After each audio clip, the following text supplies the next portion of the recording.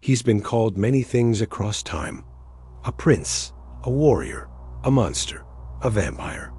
But beneath the cloak of myth lies a real man.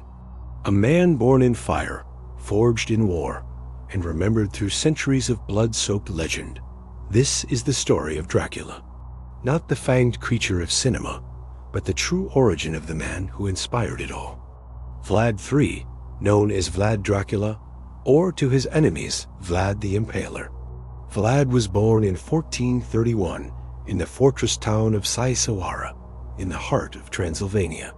His father, Vlad II, had recently been inducted into a mysterious order of Christian knights known as the Order of the Dragon.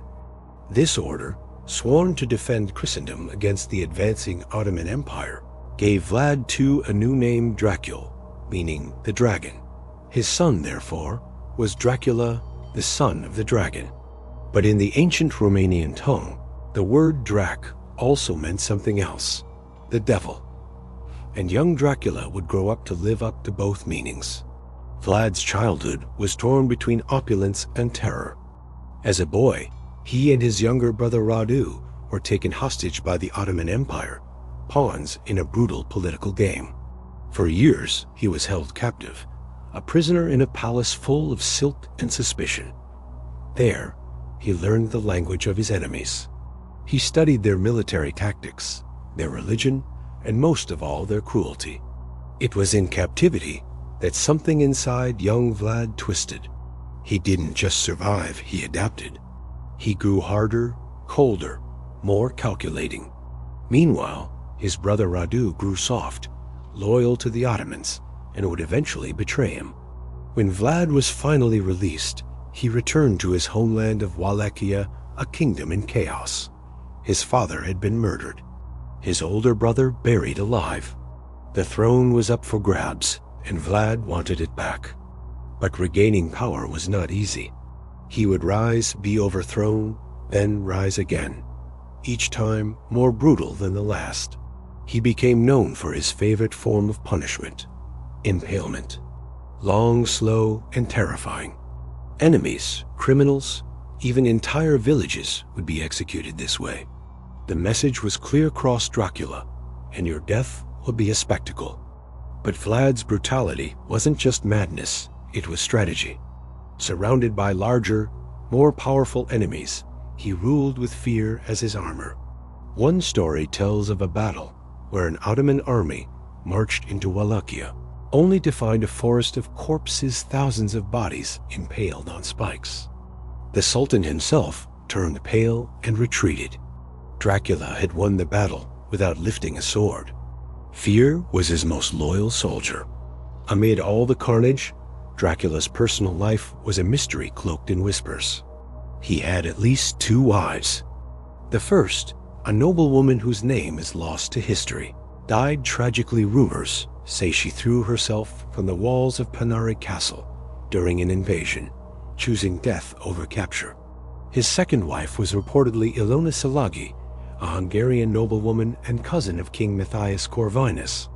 With her, Vlad had at least 2 children, one legitimate son, and possibly others born from secret affairs. Some claim these children carried the bloodline of the dragon into other royal houses, hiding in plain sight. But Dracula's greatest battles weren't always with swords. Politics in 15th century Europe were just as deadly. After a failed alliance with Hungary, Vlad was betrayed and imprisoned for over a decade. During that time, his brother Radu ruled Wallachia under Ottoman command. Dracula watched from the shadows, stewing in rage. But fate wasn't finished with him yet. Released from captivity, he returned once more to the throne in a blaze of vengeance. It would be his final reign. His last stand came in 1476, in a brutal clash near Bucharest. Some say he was ambushed. Others say he was betrayed by his own men. But his head was cut off and sent to the Ottoman Sultan as proof Dracula was dead. Or was he? His body vanished. No grave has ever been found. And while history records the death of Vlad the Impaler, legend gave birth to something eternal. Decades after his death, tales spread across Europe of a monstrous figure rising from the grave, feeding on the blood of the living. In 1897, Irish author Bram Stoker would take the whispers, the legends, and the real horrors of Vlad Dracula's life and forge them into the now iconic vampire, Count Dracula. Fangs, coffins, garlic, bats, these were new inventions. But the true terror behind the myth? That came straight from history. Dracula's story didn't end with death. Over the centuries, he has become a symbol of our darkest fears, immortality twisted into a curse, power built on blood, and love lost to madness. He is the prince who ruled through terror, the husband whose love stories end in tragedy, the father whose legacy may still run through the veins of modern nobles. His life filled with betrayal, warfare, vengeance, and legend has made him immortal, not as a creature of the night, but as a symbol of how far a man will go to reclaim power, protect his kingdom, and etch his name into eternity. So the next time you hear the name Dracula, remember it wasn't just a monster in a movie. He was a man, a prince, a warlord, a father, a lover, and yes, perhaps something more.